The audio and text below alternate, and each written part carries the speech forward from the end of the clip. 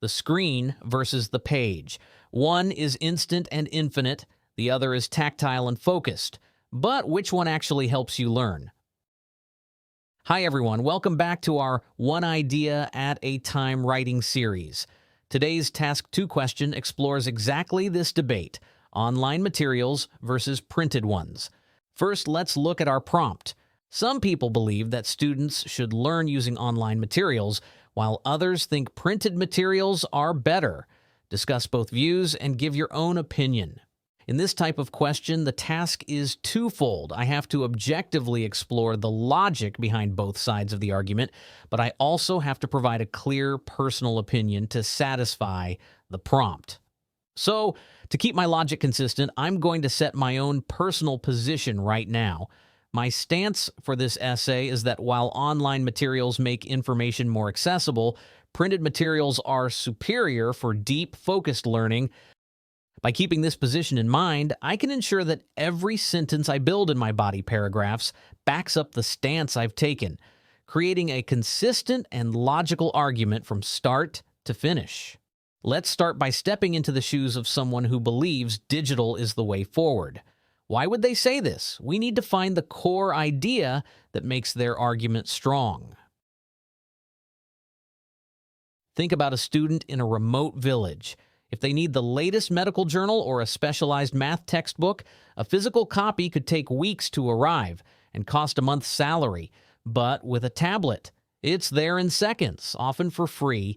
The real issue here is the barrier of distance and cost. For many students, knowledge is simply too far away or too expensive to obtain. When those resources move online, both barriers shrink. Students no longer need to wait for books to arrive or pay high prices for physical copies. The result is what we might call a global library. One device can open the door to millions of books, journals, and lectures. So the core logic is this: technology isn't just a tool. It expands access to knowledge and helps level the educational playing field. Now that we've mapped out that logic, watch how I turn those raw ideas into a formal body paragraph, one sentence at a time. On the one hand, proponents of digital learning argue that online materials offer unparalleled accessibility for students. I start with a clear topic sentence. Note the word proponents. It signals that I am presenting the opposing view fairly, which is the first part of our task. With a single device, learners can access global libraries and the most up-to-date research without the financial burden of purchasing physical textbooks. This is my explanation. The logic here focuses on removing those barriers we just identified, distance and cost, giving students much wider access to knowledge. As a result, students in remote or low-income areas can access the same quality of information as those in elite institutions, leveling the academic playing field. This is the impact. I'm showing the real-world result of that accessibility: educational equality.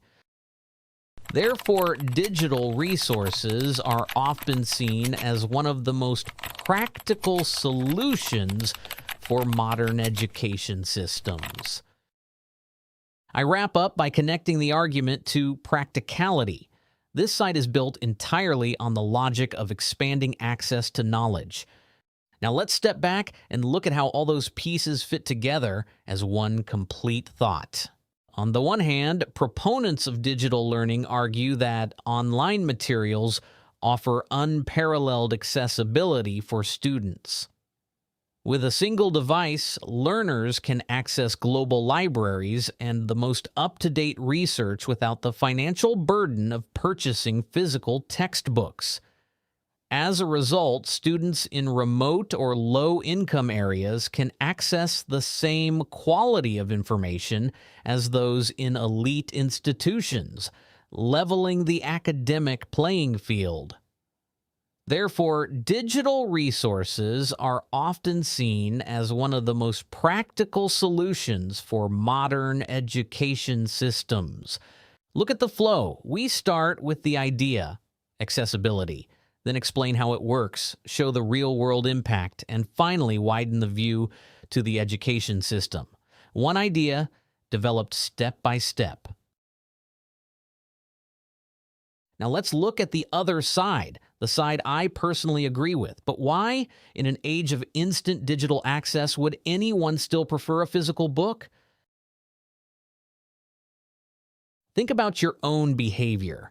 When you read on a screen, do you actually read every word, or do you scan for keywords while notifications for emails and social media blink at the top of your screen? Physical books don't have tabs. They don't have alerts. They force you to be alone with the thought. The problem with digital isn't the content, it's the environment of distraction. Paper creates a closed environment. There is nowhere else for your eyes to go. Think of it like this. You scan a screen, but you immerse in a book. So the core logic is this. Deep attention is what allows students to truly understand and retain complex ideas. Let's take that concept of deep focus and build our second paragraph. Despite the convenience of digital tools, I believe printed materials are more effective because they foster deep concentration and better memory retention. Notice that transition, despite the convenience. This is where I begin to fulfill the second part of the task, giving my own opinion. Unlike screens, which often lead to scanning and frequent distractions from notifications, physical books provide a tactile experience that encourages focused reading.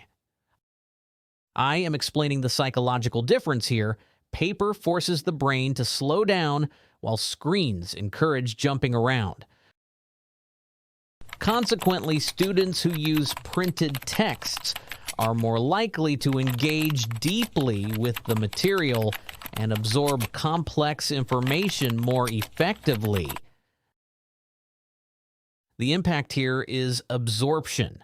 It is the difference between just seeing information and actually having it stick.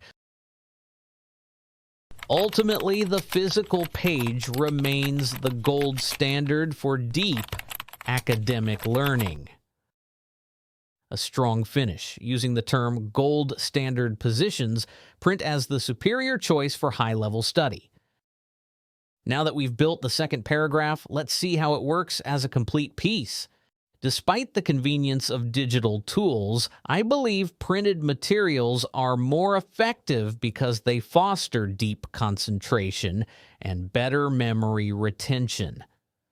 Unlike screens, which often lead to scanning and frequent distractions from notifications, physical books provide a tactile experience that encourages focused reading. Consequently, students who use printed texts are more likely to engage deeply with the material and absorb complex information more effectively. Ultimately, the physical page remains the gold standard for deep academic learning. This paragraph is the engine of the essay. It stays true to my position and builds a clear line of reasoning to show why this view is stronger. So let's briefly recap the key ideas we developed today. First, I established my position. While online materials improve access to information, I believe printed materials remain more effective for deep, focused learning. In the first body paragraph, we explored the opposing view, explaining why supporters of digital learning emphasize access to knowledge. With online materials, students can reach global resources quickly and at a much lower cost. In the second paragraph, we developed the argument supporting printed materials and explained why they encourage deeper concentration and learning. Without digital distractions, students are more likely to engage fully with complex ideas. And throughout both paragraphs, the same principle guided the writing. One clear idea, developed step by step until it becomes a coherent and persuasive paragraph. Now you've seen the logic behind both sides and how each paragraph supports the overall position. You've seen the why and you've seen the how.